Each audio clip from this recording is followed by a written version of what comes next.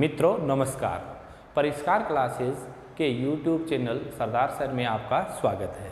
हमने पिछले जो वीडियो बनाए थे वो सबसे पहले जो बनाया था वह पाचन तंत्र का था।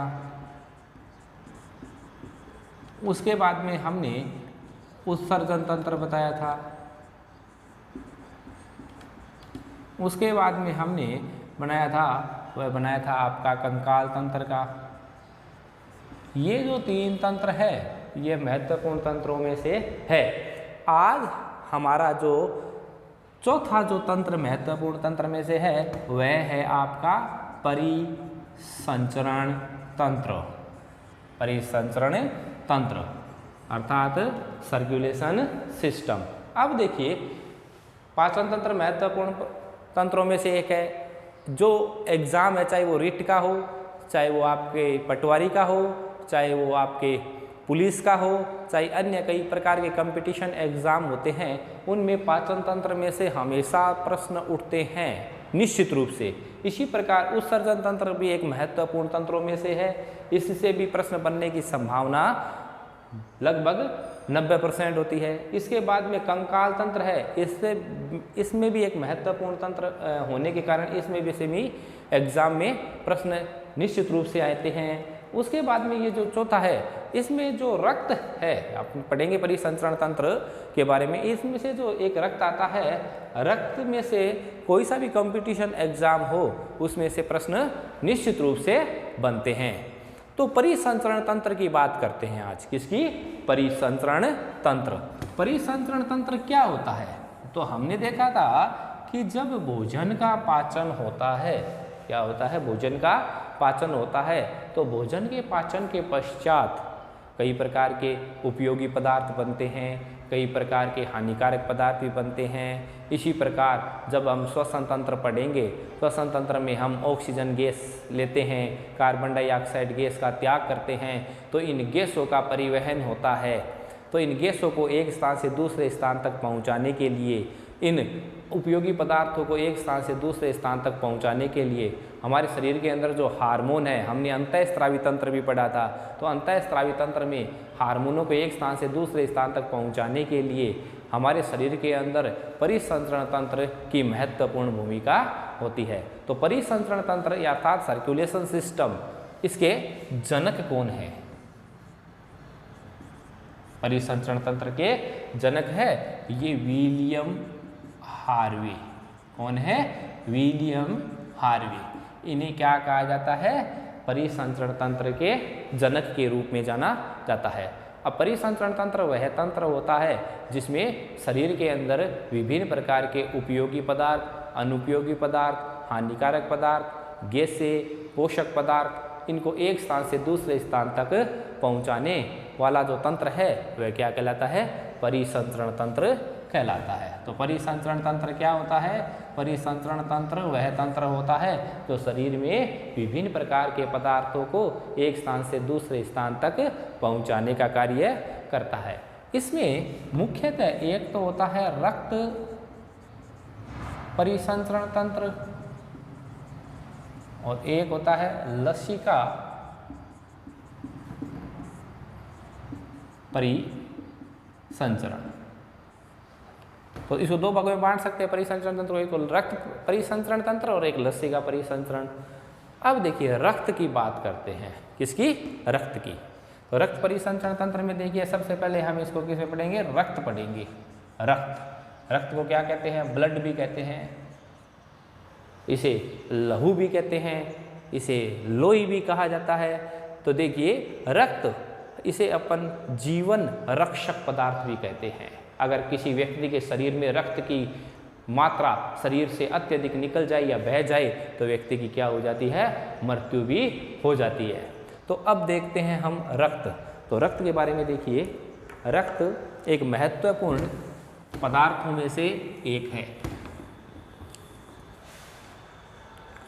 सबसे पहले देखिए रक्त, रक्त को क्या कहते हैं? ब्लड। ब्लड। अब सबसे पहले प्रश्न बनता है ब्लड के बारे में, रक्त क्या है? रक्त क्या है? तो सबसे पहले हम बात करते हैं रक्त क्या है। तो रक्त एक तरल संयोजी ऊतक है। रक्त क्या है? एक तरल संयोजी ऊतक है। रक्त क्या है? एक संयोजी ऊतक है। लेकिन संयोजी ऊतक में भी कौन सा ऊतक है? तरल संयोजी ऊतक है। जैसे हमने अस्थियां पढ़े थे, कंकाल तंत्र पढ़ा था कि हड्डियां क्या है? हड्डियां भी क्या है? संयोजी ऊतक है। संयोजी ऊतक में वो कौन सा है? ठोस संयोजी ऊतक। और रक्त क्या है? एक तरल संयोजी ऊतक। संयोजी ऊतक किसे कहते हैं? ऐसा ऊतक जो विभिन्न प्रकार की कोशिकाओं से मिलकर के बना हुआ होता है, उसे संयोजी ऊतक कहते हैं। उसके बाद में हम बात करते हैं कि एक स्वस्थ व्यक्ति के शरीर में, स्वस्थ व्यक्ति के शरीर में रक्त की मात्रा कितनी होती है? तो औसतन अगर हम कहें कि लगभग 5 से 6 लीटर, कई बार 5 से 7 लीटर भी आ जाता है। मुख्यतः कितना है? 5 से 6 लीटर या 5.5 लीटर रक्त पाया जाता है। ठीक है। इसके बाद में हम बात करें तो शरीर, एक स्वस्थ व्यक्ति में कितना रक्त होता है? 5 से 6 लीटर रक्त पाया जाता है। इसके बाद में हम बात करते हैं कि रक्त की पीएच कितनी होती है? रक्त की पीएच, पीएच का मतलब होता है power of hydrogen, power of hydrogen. तो रक्त की पीएच कितनी होती है? 7.4। कितनी होती है रक्त की पीएच? 7.4। ध्यान रखना, कितनी? 7.4। तो इसका मतलब रक्त कैसा हो गया? हल्का क्षारीय, हल्का क्षारीय पदार्थ है। फिर देखिए हम बात करते हैं 4 नंबर कि हमारे शरीर में जो रक्त पाया जाता है ये हमारे भार का कितना प्रतिशत है? कितना प्रतिशत होता है? तो यह हमारे भार का, तो व्यक्ति के शरीर के भार का लगभग कितने प्रतिशत होता है? 7% होता है। कितने प्रतिशत होता है? 7%। उसके बाद में हम बात करते हैं तो रक्त एक तरल संयोजी ऊतक है। एक स्वस्थ व्यक्ति में कितना पाया जाता है? 5 से 6 लीटर पाया जाता है। रक्त की पीएच कितनी होती है? 7.4 होती है। रक्त की पीएच कितनी है? 7.4। ये जो क्वेश्चन है ये बहुत एग्जाम में आता है। ठीक है। और रक्त है क्या? रक्त एक तरल संयोजी ऊतक है। एक स्वस्थ व्यक्ति के शरीर में कितना रक्त पाया जाता है? तो 5 से 6 लीटर। व्यक्ति के शरीर के भार का कितना प्रतिशत है? 7%। इसके बाद में हम बात करते हैं एक मनुष्य का जो रक्त है उसका 2 भागों में विभाजित कर सकते हैं रक्त का। एक तो रक्त का होता है तरल भाग। कौन सा भाग? तरल भाग, जो लगभग कितने प्रतिशत होता है? 55% होता है। इस तरल भाग को क्या कहा जाता है? प्लाज्मा। तो रक्त का तरल भाग क्या कहलाता है? प्लाज्मा कहलाता है। रक्त का तरल भाग क्या कहलाता है? प्लाज्मा। फिर बात करते हैं रक्त के ठोस भाग की। कौन से भाग की? ठोस भाग की। तो रक्त का ठोस भाग लगभग कितना होता है? 45%। इसके अंदर क्या आती है? कणिकाएं आती है। क्या आती है? कणिकाएं। तो रक्त का तरल भाग, ये भी प्रश्न पूछा गया, रक्त का तरल भाग क्या कहलाता है? प्लाज्मा कहलाता है। ठीक है। अभी कोरोना वायरस चल रहा है तो आपने देखा होगा, आपने प्लाज्मा थेरेपी नाम सुना होगा। दिल्ली के अंदर एक प्लाज्मा हॉस्पिटल का भी क्या किया गया है? निर्माण किया गया है। तो ये प्लाज्मा थेरेपी में क्या होता है? व्यक्ति के शरीर के अंदर जो प्लाज्मा बना हुआ है वो क्या किया जाता है? ट्रांसप्लांट किया जाता है। ठीक है। तो देखिए प्लाज्मा, तो रक्त का तरल भाग क्या कहलाता है? प्लाज्मा कहलाता है। अब देखिए ये जो प्लाज्मा है, ये जो प्लाज्मा है इसका अधिकांश भाग का मतलब क्या हो गया? जल। तो इसका 90% भाग तो क्या हो गया? जल। प्लाज्मा का 90% भाग क्या हो गया? जल। और बाकी जो 10% भाग है, 10% भाग है उसमें प्रोटीन भी होती है, उसमें वसा भी होती है, उसमें कार्बोहाइड्रेट भी होता है, उसमें खनिज लवण भी होते हैं, उसमें आयन भी होते हैं। ठीक है। जैसे प्रोटीन की बात करें तो रक्त का थक्का जमाने वाला प्रोटीन है प्रोथ्रोम्बिन। कौन सा?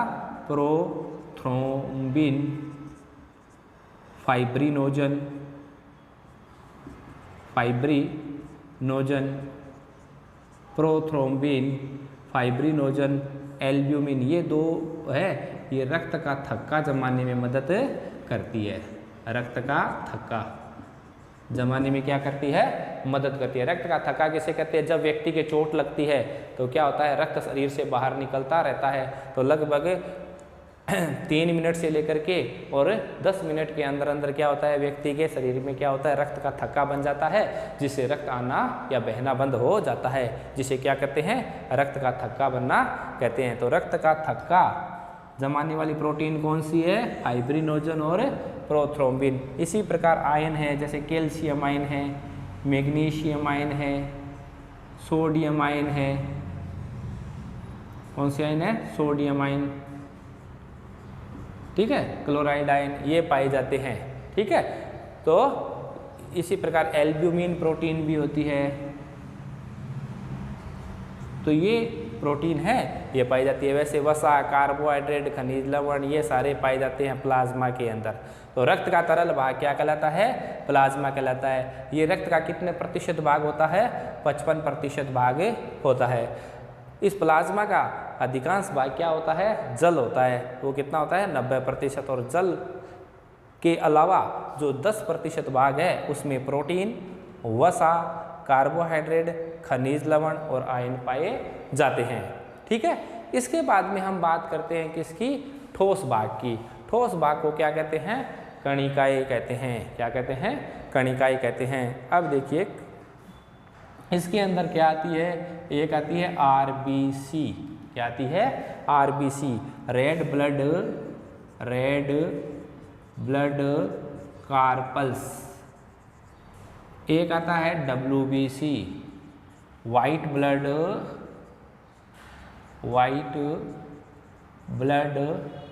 कार्पल्स। एक क्या आता है आपका? प्लेटलेट्स।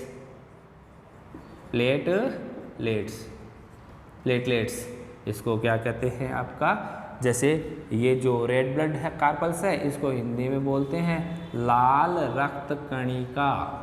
लाल रक्त कणिका। इसको क्या बोलते हैं? श्वेत रक्त कणिका। और इसको क्या कहते हैं? वैसे प्लेटलेट्स इंग्लिश नाम है इसका, प्लेटलेट्स।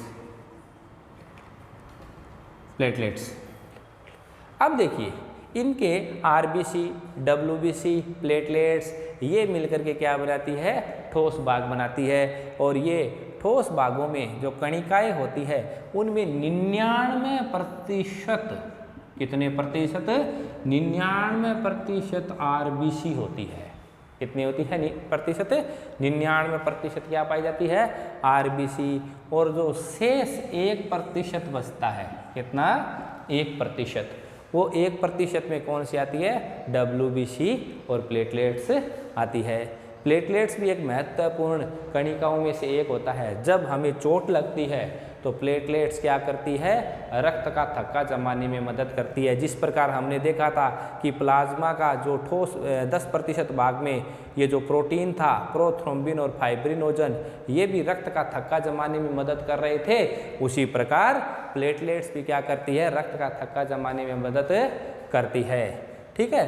तो इस प्रकार आरबीसी सबसे ज़्यादा पाई जाती है, 99% होती है, डब्ल्यूबीसी होती है, और जो प्लेटलेट्स है वो 1% होती है। तो इस प्रकार हमने देखा कि जो परिसंचरण तंत्र है वह क्या कार्य करता है? शरीर में पाए जाने वाले विभिन्न प्रकार के जो उपयोगी और जो हानिकारक पदार्थ है, जो उपयोगी गैसें हैं, उन गैसों में क्या करता है? यह एक गैसों को, उन पदार्थों को एक स्थान से दूसरे स्थान तक क्या करता है? भेजने का कार्य करता है, भेजने का कार्य करता है, ठीक है। अब देखिए हमने देखा था परिसंचरण तंत्र के अंदर एक तो रक्त परिसंचरण तंत्र और एक लस्सी का परिसंचरण तंत्र। उन दो भागों में इसको क्या किया था? डिवाइड किया था। अब देखिए जो रक्त परिसंचरण तंत्र है उसमें मुख्यतः क्या आता है, रक्त आता है। क्या आता है, अगर हम देखें कि जो रक्त परिसंचरण तंत्र है, रक्त परिसंचरण तंत्र, इसमें एक तो क्या आ गया आपका, रक्त आ गया। क्या आ गया, रक्त आ गया। दूसरा इसमें क्या आ गया, रक्त वाहिनियाँ आ गई। क्या आ गई, रक्त वाहिनियाँ। तीसरा इसमें क्या आ गया, हृदय। क्या आ गया, हृदय। तो हमने देखा था अभी हमारा टॉपिक इसमें रक्त परिसंचरण तंत्र में क्या चल रहा है, रक्त। तो एक रक्त एक तरल संयोजी ऊतक होता है जिसकी पीएच कितनी होती है, 7.4 होती है। एक स्वस्थ व्यक्ति के शरीर में कितना पाया जाता है, 5.5 लीटर या 5 से 6 लीटर पाया जाता है। रक्त शरीर के भार का कितना होता है, लगभग 7% होता है। रक्त का तरल भाग क्या कहलाता है, प्लाज्मा कहलाता है। रक्त का ठोस भाग क्या कहलाता है, कणिकाएं कहलाती है। रक्त का प्लाज्मा का कितने प्रतिशत भाग जल होता है, 90% भाग जल होता है। इस 55 का 90% भाग क्या हो गया, जल, और इस 55 का 10% भाग क्या हो गया, अन्य भाग, जिसमें प्रोटीन, वसा, कार्बोहाइड्रेट, खनिज, लवण और आयन पाए जाते हैं। इसके बाद में हमने देखा था ठोस भाग में कणिकाएं आती है। कणिकाएं मुख्यतः 3 प्रकार की होती है, आरबीसी, डब्ल्यूबीसी और प्लेटलेट्स। ठीक है, अब देखिए हम बात करते हैं आरबीसी, डब्ल्यूबीसी और प्लेटलेट्स की। ठीक है, अब देखिए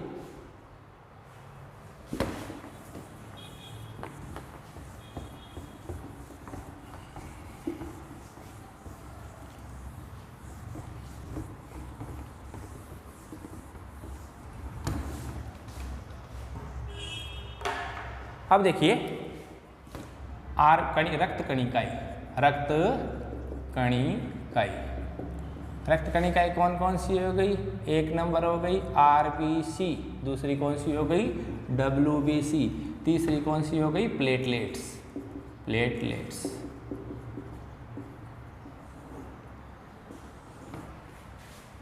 अब इनके देखिए इनके लक्षण लिख देते हैं या गुण लिख देते हैं। तो देखिए सबसे पहले अपन बात करते हैं इनका अन्य नाम। अन्य नाम, तो आरबीसी का जो अन्य नाम है वह क्या है, जैसे आरबीसी का अन्य नाम हो गया इरिथ्रोसाइट। क्या हो गया, इरिथ्रोसाइट। डब्ल्यूबीसी का अन्य नाम क्या हो गया, ल्यूकोसाइट। ल्यूकोसाइट। इसका अन्य नाम क्या हो गया, थ्रोम्बोसाइट। थ्रोम्बोसाइट। थ्रोम्बोसाइट। ठीक है, तो ये लक्षण देखिए तीनों के। अब इनमें से प्रश्न आते हैं परीक्षा में।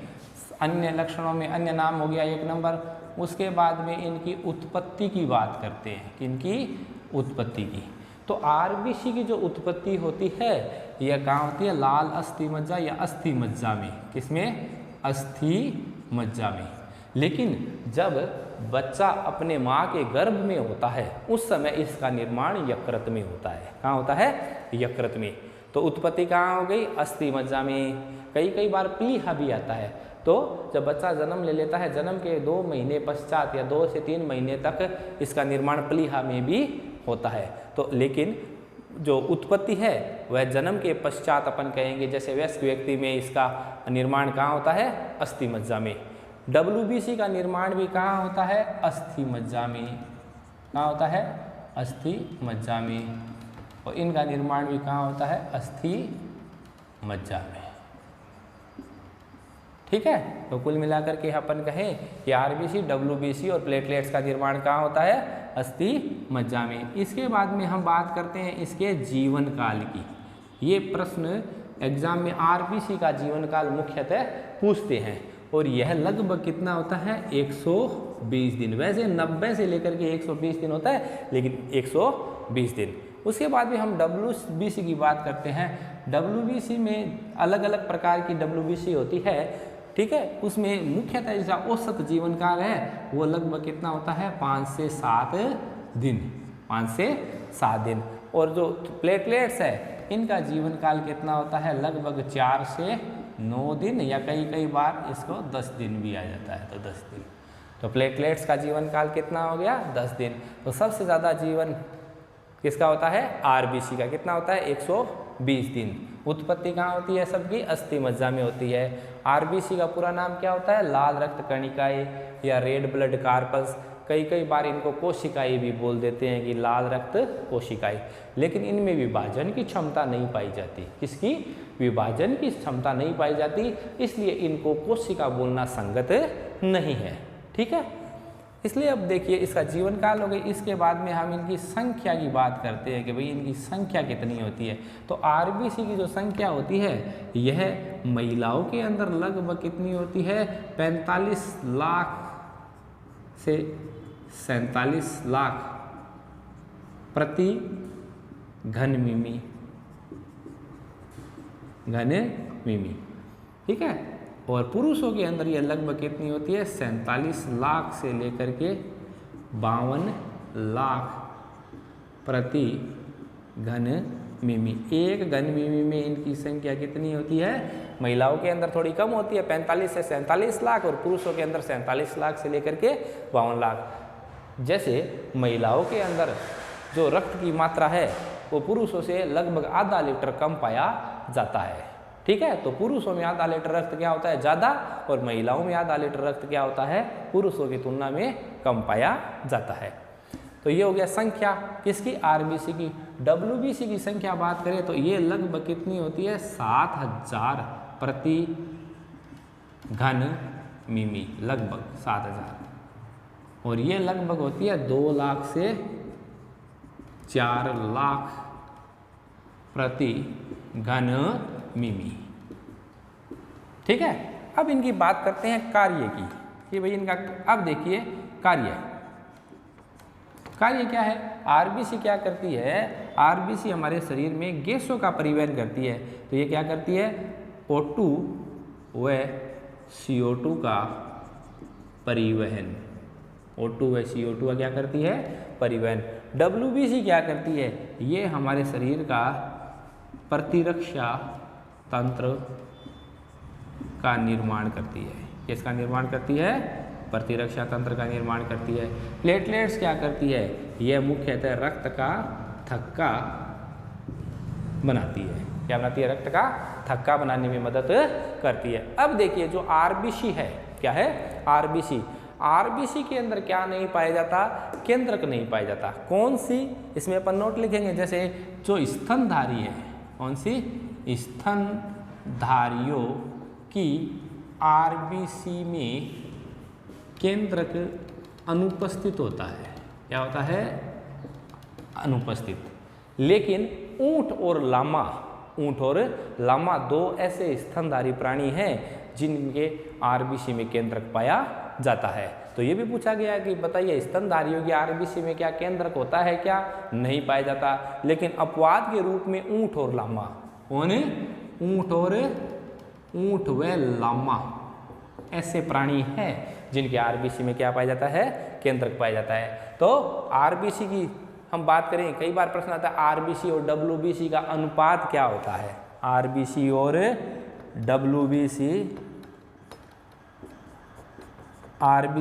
डब्ल्यूबीसी का अनुपात क्या होता है? तो आरबीसी और डब्ल्यूबीसी का जो अनुपात है वो लगभग 700:1 होता है। कितना? 700:1। अब हम बात करते हैं कि आरबीसी का जो रंग है यह कैसा होता है? लाल। इनकी बात करें, जैसे इनके रंग का कैरेक्टर ले लेते हैं कि भाई रंग की बात करें कि इनका रंग कैसा होता है, तो इनका रंग कैसा होता है? लाल। आरबीसी का रंग कैसा होता है? लाल। लाल रंग किसके कारण से होता है? हीमोग्लोबिन के कारण। किसके कारण? हीमोग्लोबिन के कारण। और हीमोग्लोबिन का जो लाल रंग है वो किसके कारण होता है? लोहे के कारण। किसके कारण? लोहे के कारण। ऐसे डब्ल्यूबीसी क्या होती है? रंगहीन। क्या होती है? रंगहीन। और ये भी क्या होती है? लगभग रंगहीन होती है। ठीक है, तो यह डब्ल्यूबीसी, आरबीसी और प्लेटलेट्स के बारे में एक तो ये प्रश्न आता है, बहुत बार परीक्षा में पूछा गया है। कई बार इनकी उत्पत्ति भी पूछ लेते हैं, या आरबीसी और डब्ल्यूबीसी का अनुपात क्या है, या आरबीसी का क्या कार्य है? गैसों का परिवहन करने का कार्य होता है। ठीक है, तो आज के वीडियो में ये देखना, इसको पूरा वीडियो को देखें, ध्यान से देखें, ज़्यादा से ज़्यादा शेयर करें, लाइक करें। धन्यवाद।